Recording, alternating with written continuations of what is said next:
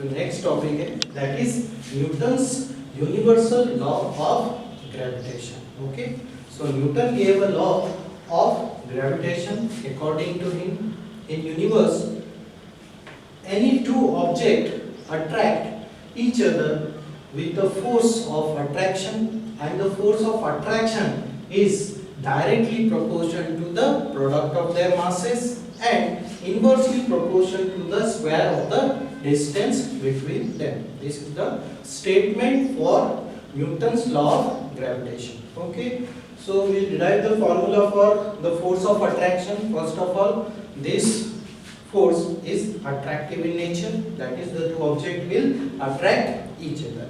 We can see there are two objects of masses m1 and m2. Okay, and they are separated by a distance r. Okay. So F12 is the force acting on this mass m1 due to this object of mass m2. Similarly, F12 is the force, F21 is the force acting on this object of mass m2 due to this object of mass m1. Okay, we'll be deriving the vector, we'll be stating the vector form also. Okay, first the derivation of this formula.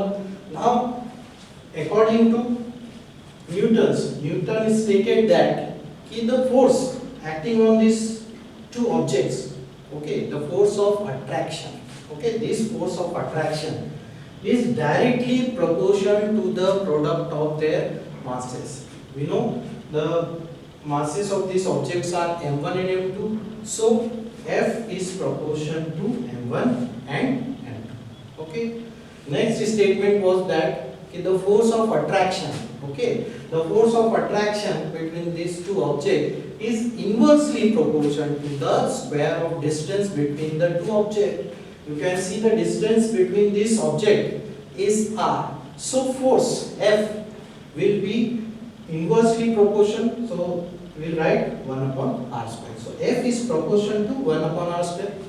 Okay, but we pronounce F is inversely proportional to square of the distance between them. Okay, so on combining this equation, two equations we get from 1 and 2, we get F will be proportional to m1 m2 upon r square.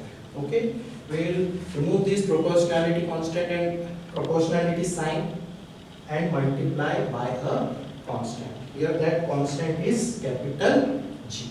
Okay, so the force of attraction will be F equals to G m1 m2 upon r square.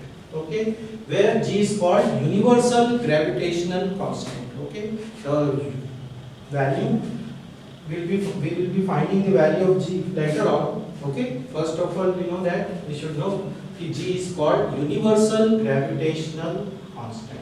Okay, and the vector form of this law is F equals to minus G m1 m2 r square r cap vector. This is the vector form of universal law of gravitation. Now we define capital G. How we define capital G? Suppose in equation number 3, let m1 and m2 are of unit mass 1 and of 1 kg, and the distance between the two objects is 1 meter. Then the equation will becomes F will be equals to G. Okay, now we define capital G. We define capital G.